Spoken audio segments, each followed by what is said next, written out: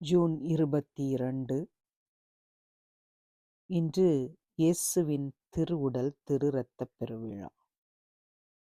புனித லூக்கா எழுதிய நற்செய்தியிலிருந்து வாசகம். அதிகாரம் 9 வசனங்கள் 11 முதல் 20 முடிய.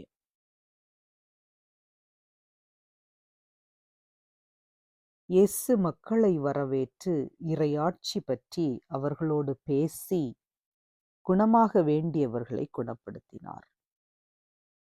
பொழுது சாயத் தொடங்கவே பன்னிருவரும் அவரிடம் வந்து, இவ்விடம் பாலை நிலமாயிற்றே, சுற்றிலுமுள்ள ஊர்களுக்கும் பட்டிகளுக்கும் சென்று தங்களுக்கு உணவுகளை வாங்கிக் கொள்ளவும் மக்கள் கூட்டத்தை அனுப்பிவிடும் என்றனர். இயேசு அவர்களிடம், நீங்களே அவர்களுக்கு உணவு கொடுங்கள் என்றார். அவர்கள், எங்களிடம் 5 அப்பங்களும் 2 மீன்களுமே உள்ளன.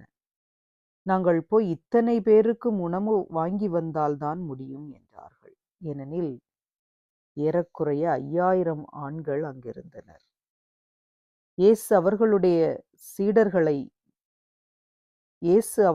சீடர்களை நோக்கி, இவர்களை 50 பேராக பந்தியில் அமரச் செய்யுங்கள் என்றார். அவர் சொன்னபடியே அனைவரையும் அவர்கள் பந்தியில் அமரச் செய்தார்கள். அவர் அந்த 5 அப்பங்களையும் 2 மீன்களையும் எடுத்து வானத்தை அண்ணார்ந்து பார்த்து அவற்றின் மீது ஆசி கூறி பிட்டு மக்களுக்கு பரிமாறுவதற்காக சீடரிடம் கொடுத்தார். அனைவரும் வயிறார உண்டனர். எஞ்சிய துண்டுகளை 12 கூடைகள் நிறைய எடுத்தனர். இயேசு தனித்து இறைவனிடம் வேண்டிக் கொண்டிருந்த போது சீடர் மட்டும் அவரோடு இருந்தனர். அப்போது அவர்களிடம், நான் யார் என மக்கள் சொல்கிறார்கள் என்று அவர் கேட்டார். அவர்கள் மறுமொழியாக, சிலர் திருமுழுக்கு யோவான் எனவும், வேறு சிலர் எலியா எனவும், மற்றும் சிலர் முற்காலத்து இறைவாக்கினருள் ஒருவர் உயிர்த்தெழுந்துள்ளார் எனவும் சொல்கின்றனர் என்றார்கள்.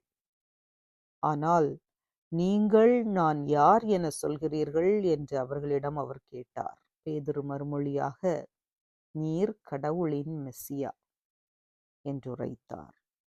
இதை யாரிடமும் சொல்ல வேண்டாம் என்று அவர் அவர்களிடம் கண்டிப்பாய் கூறினார். இது கிறிஸ்து வழங்கும் நற்செய்தி. கிறிஸ்துவே உமக்கு புகழ். சிந்தனை. இயேசுவின் திருவுடல் திரு இரத்தப் பெருவிழா. உடலும் இரத்தமும். இன்று ஆண்டவர் இயேசு தம் திருவுடலையும் இரத்தத்தையும் நமக்கு உணவாக தரும் அவரது பேரன்பை பெருவிழாவாக திருச்சபை கொண்டாடுகின்றது. ஆம், உடல் என்பது ஒருவரது ஆளுமையின் மிக வெளிப்படையான கூறு. ஆனால் மனம், ஆன்மா, உணர்வுகள் என்பவை வெளியில் தெளிவாக காண கிடைக்காத ஆளுமையின் தளங்கள். ஆனால் உடல் மட்டுமே அனைவருக்கும் அறிமுகமான வெளிப்படையான தளம்.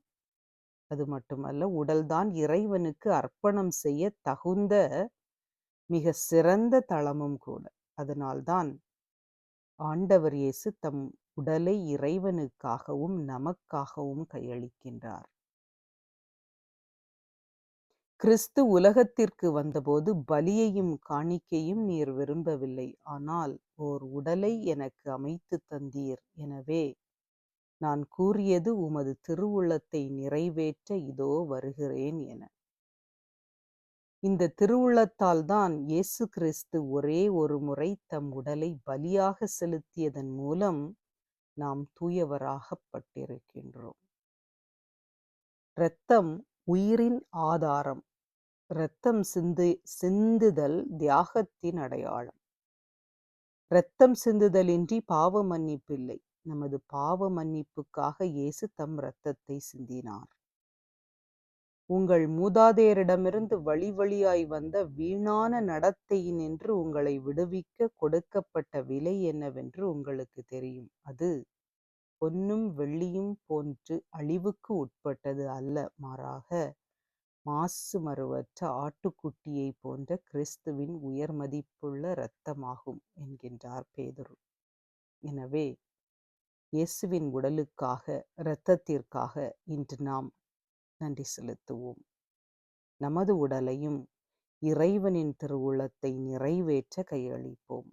நமது இரத்தத்தை சிந்தாவிட்டாலும் பிறர் வாழ தியாகங்கள் செய்ய முன்வருவோம். ஆண்டவராகிய இயேசுவே, உம்மை போற்றி புகழ்ந்து ஆராதிக்கின்றோம் அப்பா. திருவுடல் திருரத்த என்னும் கொடைக்காக நன்றி கூறுகின்றோம். எங்களுக்கு நீர் உம்மையே உணவாக தந்தீரே அப்பா, அதற்காக போற்றுகின்றோம். நிறைவு தரும் உம் திருவுடலை நாங்கள் மதிப்புடன் பெற எங்கள் ஒவ்வொருவருக்கும் அருள் தாரும். மாபெரும் உமது கொடைக்காக எந்நாளும் நாங்கள் நன்றி செலுத்துகின்றோம். உமக்கே புகழ், உமக்கே மாட்சி, உமக்கே நன்றி. ஆமென்.